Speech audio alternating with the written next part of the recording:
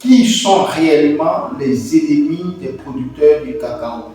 Si vous êtes en quête de savoir ou vous êtes en quête d'un business très rentable, dans cette vidéo, je vais prendre un peu la peine de pouvoir partager les inconvénients et les différents ennemis dans ce secteur.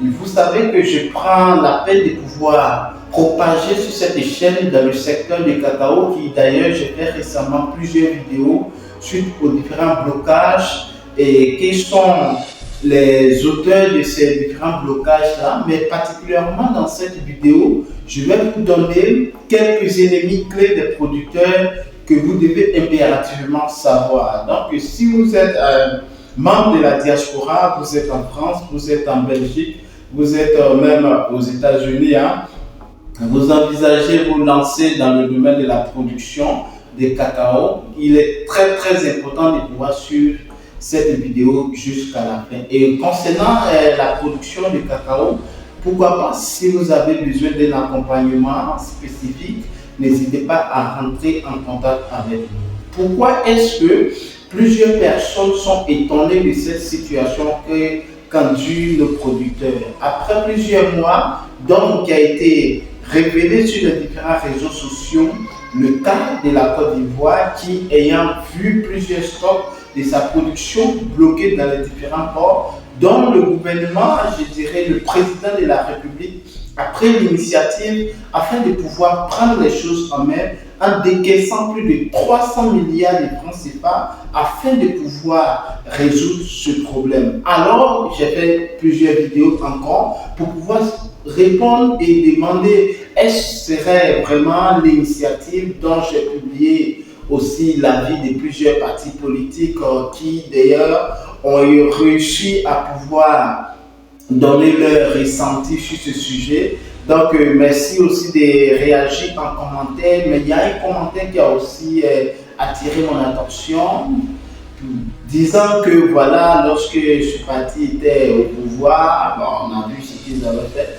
Loin de là l'objet dans cette vidéo, mais parlant de la politique agricole, il est très important dans cette vidéo de pouvoir vous donner qui sont réellement les ennemis des producteurs du cacao.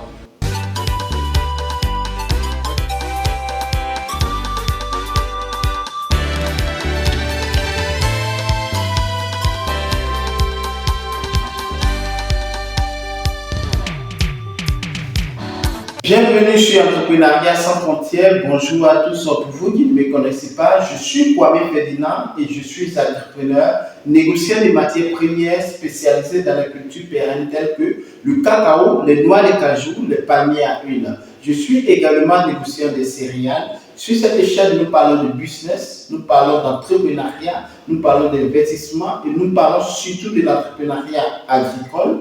Nous plongeons au cœur des paysans, producteurs de matières premières, afin de montrer leur quotidien, partager leurs cris de cœur et opter pour une solution rapide et efficace dans le but de contribuer au développement rural en apportant notre expertise favorable à leur réussite, tout en se servant de mise en relation entre producteurs et acheteurs sur les marchés national et international. Nous mettons l'accent sur l'éducation entrepreneuriale christocentrique sans tabou. Donc, si vous êtes en quête d'informations judicieuses et capitales pour le développement de vos business, soyez donc le bienvenu car cette chaîne est faite spécialement pour vous. Tout d'abord, avant de plonger dans le vif du sujet, je tiens à vous informer que j'ai mis en place l'ouverture de la préinscription de l'association Pied du Fouet Cacao qui a pour but principal de pouvoir réunir tous les producteurs dans le secteur du cacao afin de discuter et de pouvoir trouver des solutions adaptées à la commercialisation de nos différentes productions. Alors, si vous n'êtes pas encore abonné à cette chaîne, n'hésitez pas à vous abonner, à liker nos vidéos, à partager cette chaîne massivement autour de vous afin d'agrandir la communauté. Alors, comme je disais en intro, dans cette vidéo, je vais vous parler des différents ennemis des producteurs de cacao. Alors, sans plus tarder, comme premier ennemi sont les exportateurs. Pourquoi je parle des exportateurs et non depuis la chaîne de valeur? Alors, les exportateurs ici, pour la dernière crise qui d'ailleurs qui n'est pas encore complètement réglée, les exportateurs sont à la base du problème des producteurs. sont à la base du blocage même des fèves de cacao. Parce que les exportateurs ici n'ont pas pris la peine de pouvoir mieux s'éduquer sur ce secteur-là. Parce que voilà, vous avez de l'argent ou vous avez un mentor pour pouvoir vous accompagner dans ce secteur-là. Une fois que vous déposez toutes les documentations qu'il faut, vous obtenez le titre d'exportateur. Et c'est là, vraiment, je tiens à souligner ici, à attirer l'attention voilà, à nos différents gouvernements en Afrique afin de pouvoir mieux structurer, afin de pouvoir mieux sécuriser ce secteur.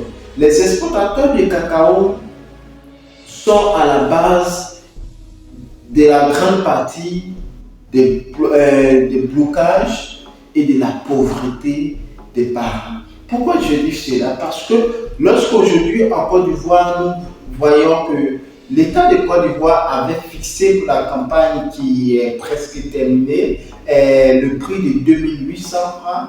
Tenez-vous bien que les premiers rebelles qui ont été contre ce prix ont été évidemment les exportateurs, tout simplement parce que l'État de Côte d'Ivoire n'avait pas fixé un prix qui serait favorable à leur poche. Au lieu de pouvoir penser à la première personne, aux premiers individus qui sont d'ailleurs les producteurs, à leur bien-être, l'exportateur ici a été le premier à réclamer haut et fort, à crier haut et fort sur les différents médias que le prix du cacao ne les arrange pas. Quand on voit l'interview qui a été réalisée par le directeur voilà, du Conseil Café Cacao, qui soulignait que, écoutez, les exportateurs l'appelaient même pour pouvoir réduire le prix du cacao afin qu'eux, ils puissent acheter. Alors, loin de là, encore, on va souligner encore le deuxième facteur ennemi clé même des producteurs que nous vivons quotidiennement, nous producteurs de cacao, avec ces derniers et qui d'ailleurs nous ignorons. Le deuxième ennemi du producteur de cacao, c'est le pisteur. Pourquoi je dis le pisteur? Ici, ne m'en voulez pas. Pourquoi je n'accuse pas directement l'acheteur que le pisteur? Le pisteur ici vit avec le producteur. Le pisteur frappe en bourse. Le pisteur a la possibilité de pouvoir vivre le quotidien des producteurs. Le pisteur même vit souvent même avec les producteurs. Le pisteur même est souvent même producteur. Mais au lieu de se pencher sur les difficultés des producteurs, au lieu de se pencher sur les difficultés qu'ils rencontrent les différents planteurs et généralement en Côte d'Ivoire comme on le dit, le pisteur regarde surtout son gain-pain. Le pisteur regarde toujours ce que lui, il va avoir d'abord. Alors que lorsqu'il y a une situation de blocage, le pisteur à lui ne peut rien. Alors, le pisteur ici est l'intermédiaire entre l'acheteur et l'exportateur. C'est grâce au pisteur que l'acheteur a le cacao. Donc, si le pisteur dit que non, effectivement, l'État a fixé un prix de 2800 qui se doit d'être respecté et qu'on devait acheter à ce prix. Automatiquement, les acheteurs vont suivre et automatiquement, les exportateurs n'auront pas d'autre choix que de pouvoir suivre cela. Donc, dans cette vidéo, peut-être vous allez venir et penser que je vais citer l'acheteur. Non, ici, l'acheteur ici reçoit un quota afin d'acheter le prix du cacao fixé par le gouvernement. Alors, si l'acheteur constate qu'il y a un prix qui est moins que le prix fixé par le gouvernement, l'acheteur, lui, il veut faire son business, il sera obligé de pouvoir prendre à ce prix. Alors que l'acheteur, je dis toujours, contacte le pisteur afin de rentrer en possession des fèves. Alors, le rôle du pisteur ici devait être le négociant entre les producteurs et les acheteurs et même les exportateurs, afin de pouvoir ajuster, afin que les producteurs puissent avoir un meilleur prix. Et qui d'ailleurs est dommage. Alors, raison pour laquelle nous nous sommes positionnés dans ce secteur afin de pouvoir résoudre tout ce problème-là.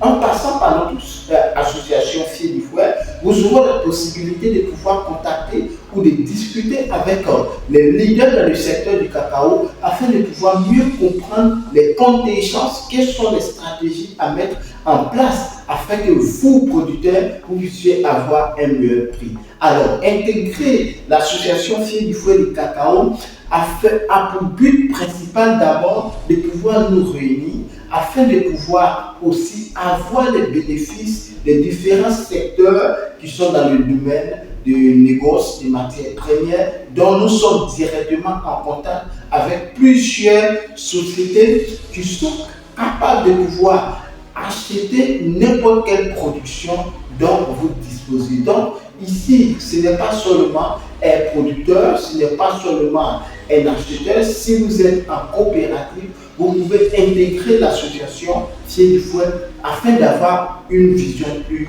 élargie. Alors, comme nous avons cité les deux premiers ennemis des producteurs, ici le troisième ennemi du producteur qui d'ailleurs est pour moi très capital et dont il faut se méfier ici surtout, c'est le négociant international. Le négociant, ici nous avons les négociants locaux, dont moi je fais partie, et nous avons aussi les négociants des multinationales qui d'ailleurs, eux, font le poids ou ont le monopole quasiment du marché national. Je vais parler de la Côte d'Ivoire, je vais parler du Ghana et pourquoi pas même le Cameroun. Alors, ici, le négociant, je dirais, européen, va essayer de mixer au préalable sur les bénéfices que sa société doit engranger.